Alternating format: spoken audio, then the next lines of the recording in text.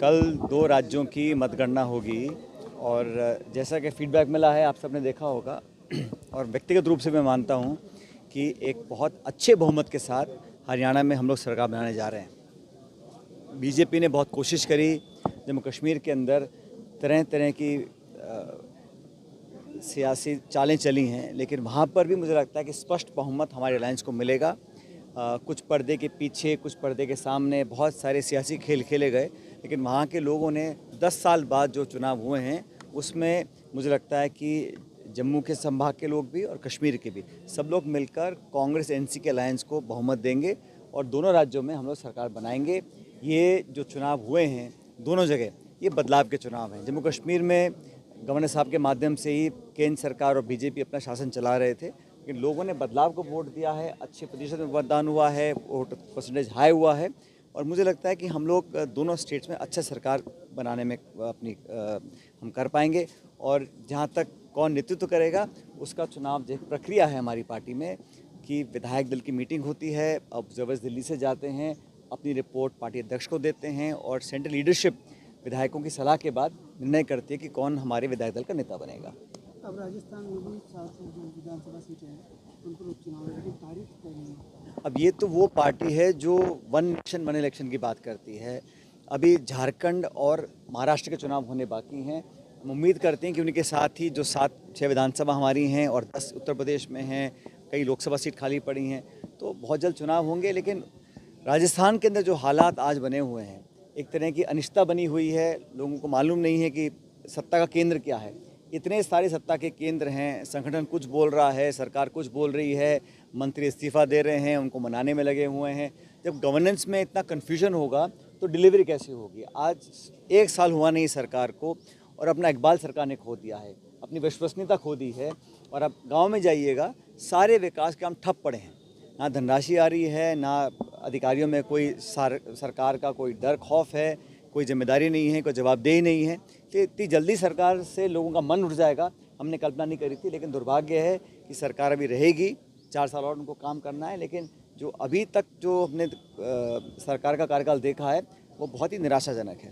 भीषण हादसा हुआ कि 5 लोगों की मौत हो गई, अवैध बजरी के कारोबार लगातार भाई, मैं तो जितनी बार भी लोगों से कह सकता हूँ, मैं कहता हूँ कि सरकार को सिर्फ भाषण नहीं देना चाहिए, ठोस कार्रवाई करनी चाहिए।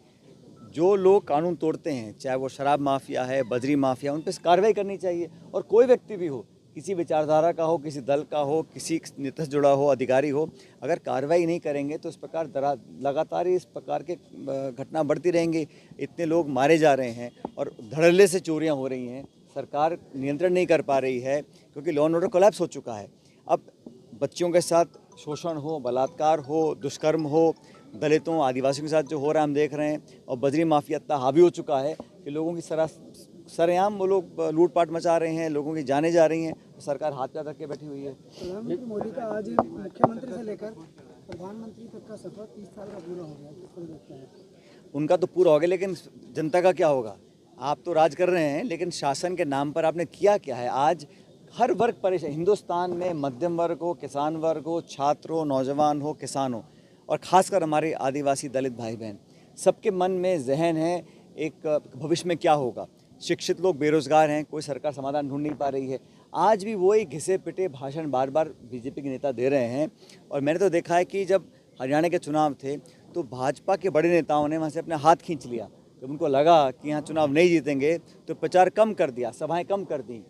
पहले तो जो चुनाव होते थे नगर निगम के, उसमें भी प्रधानमंत्री की शक्ल यूज़ करके उनका नाम और भाषण चलाते थे।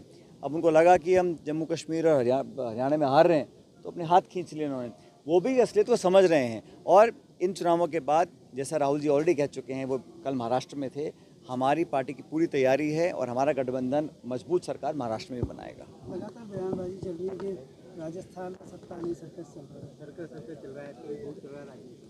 मैंने खुद ही कहा ना आपको कि 1 साल से कम समय हुआ नहीं है और सरकार में मल्टीपल पावर सेंटर बन चुके हैं। संगठन सरकार में कोई तालमेल नहीं है, सरकार का इकबाल नहीं है, डिलीवरी हो नहीं रही। वादे पूरे करना छोड़ो, जो काम हम चालू कर गए थे उन कामों को पूरा नहीं कर पा रहे हैं। धनराशि आवंटित नहीं हो पा रही है, स्कीम्स पूरी नहीं हो पा रही हैं, निर्माण काम ठप पड़े हैं, बिजली पानी के हालात हम लोग देख चुके हैं। तो सरकार जब बनती है तो जनता की वोट से बनती है। आप उनकी उम्मीदों को पूरा नहीं कर पाएँ और लगातार सेल्फ गोल करते रहें, जनता कब तक बर्दाश्त करेगी। कोई